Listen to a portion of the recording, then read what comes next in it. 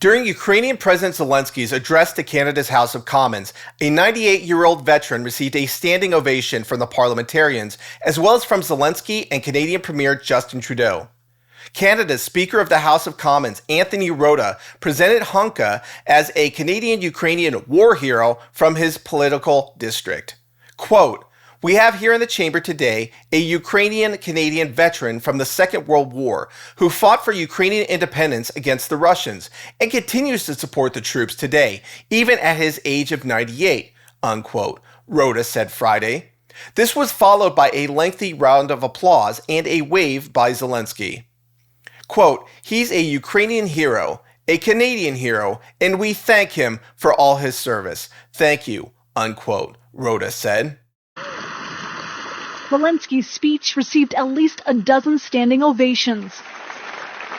There was also one for this man, a 98-year-old Ukrainian Canadian who fought for Ukrainian independence against the Russians during the Second World War. One problem: Hunka was shown to have fought on the side of the Nazis. The Associated Press identified the man as Yaroslav Hunka, who fought with the 1st Ukrainian Division before immigrating to Canada. The 1st Ukrainian Division, however, was previously known as the 14th Waffen Grenadier Division of the Nazi Party's Schutzstaffel or SS military branch, according to The Forward, a New York-based newspaper geared towards Jewish readers. Quote, "Formed in 1943, SS Galiciana was composed of recruits from the Galicia region in western Ukraine. The unit was armed and trained by the Nazis and commanded by German officers," the outlet reported.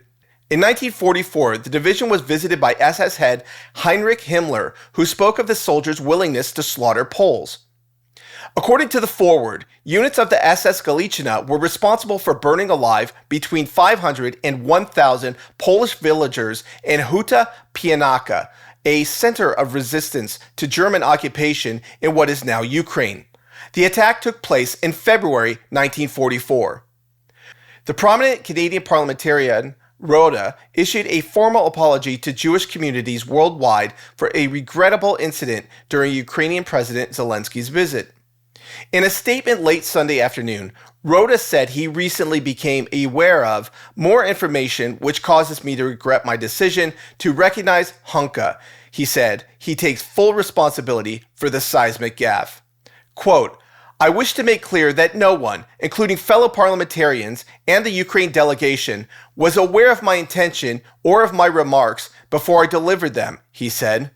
"This initiative was entirely my own, the individual in question being from my writing and having been brought to my attention," unquote. Conservative opposition leader Pierre Poilievre called it an appalling error of judgment by Prime Minister Justin Trudeau and demanded he apologize and refrain from, quote, "passing the blame to others as he always does," unquote. Now, that appears to have happened on Tuesday as the Canada's Speaker of the House of Commons, Anthony Rota, has resigned. It also appears that Poland will likely be calling for the extradition of Hunka. The Polish Education Minister, Przemysław Czarnek, wrote with an attached document on X, quote, "In view of the scandalous events in the Canadian Parliament, which involved honoring in the presence of President Zelenskyy, a member of the criminal Nazi SS Galician formation, I have taken steps towards a possible extradition of this man to Poland," unquote. It is critical that the world never forget the horrors the Jewish people endured during World War II.